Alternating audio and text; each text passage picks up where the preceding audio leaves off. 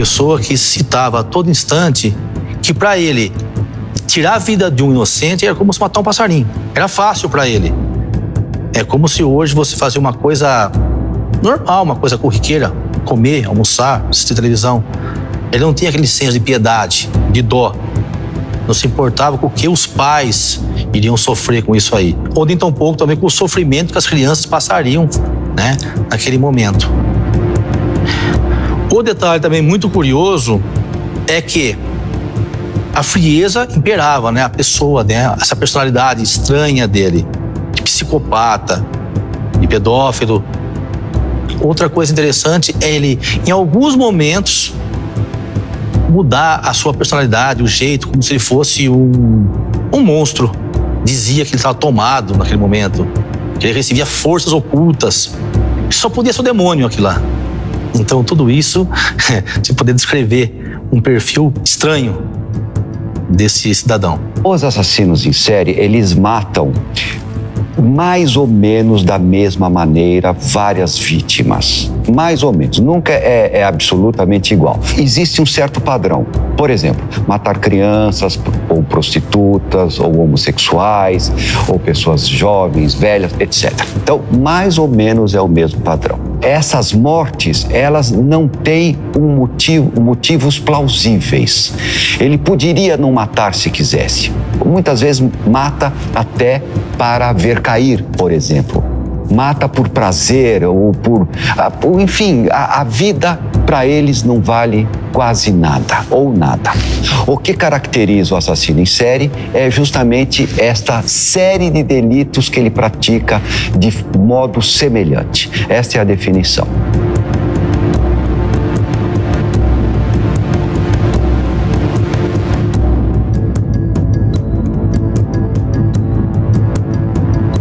Quando ele era criança, ele era muito abusado pela mãe, sabe? A mãe dele amarrava ele no pé da mesa, batia. Então, assim, o ódio que o mundo deu pra ele quando ele era criança, quando ele cresceu, ele devolveu esse ódio em dobro.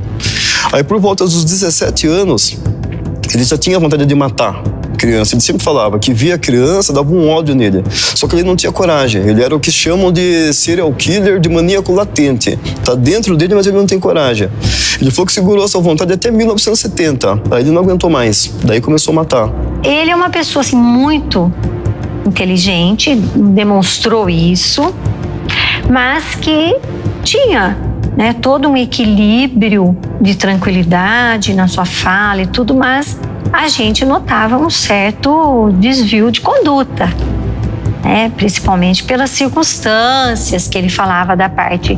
Porque todas as crianças mortas, a forma como elas eram encontradas caracterizava a violência sexual, né? Então ele veio explicando tudo isso. Por que ele agia assim? Por exemplo, ele só sentia prazer se ele matasse. Então, aí a gente começa a ver toda a frieza da pessoa. Então, você vê que é uma psicopatia. A pessoa não é uma pessoa normal. Nós chegamos, na época, até a conversar com o médico, que era o diretor lá do hospital, onde ele ficou internado, continuava com o tratamento dele. O médico até passou umas orientações, né, de como trabalhar com ele nos interrogatórios, mas é um psicopata, não é uma pessoa assim normal, né? Isso, claro que o médico que atestou e nos informou, mas a gente, no primeiro momento, você já vislumbra que é uma pessoa que tem um desvio de conduta, sim. Muito calma. O que chamou a atenção de todos nós era o grau de inteligência dele. Ele estava na sala de interrogatório, quieto, só ouvindo tudo o que era falado aos arredores. Se alguém chamasse algum colega pelo nome, ele guardava bem aquele nome. Depois de um outro momento, ele chamava a pessoa pelo nome. Para alguém falar, nossa, como ele que me conhece? Passava bem desapercebido. Nossa, mas faz uma hora que alguém citou o nome Paulo, Dito. Ele guardava esses nomes para chamar pelo nome. Então, ele calculava, ele pensava em tudo antes. Os psicopatas, que eu chamo de condutopatas, eles entendem perfeitamente aquilo que eles estão fazendo, que eles estão matando, que eles estão tirando a vida de alguém, que eles estão batendo na pessoa, muitas vezes, enfim, com multiplicidade de golpes, mas eles são parcialmente capazes de se determinar de acordo com esse entendimento. E eu vou explicar o que é isso. Eles, embora entendam, eles não são totalmente capazes de segurar aquela fúria, aquela que passa a ser até uma espécie de necessidade interior para eles agirem daquela maneira. Quando a gente conversa com esses indivíduos, eles contam o seguinte, que eles foram tomados de um desejo que eles tinham que fazer.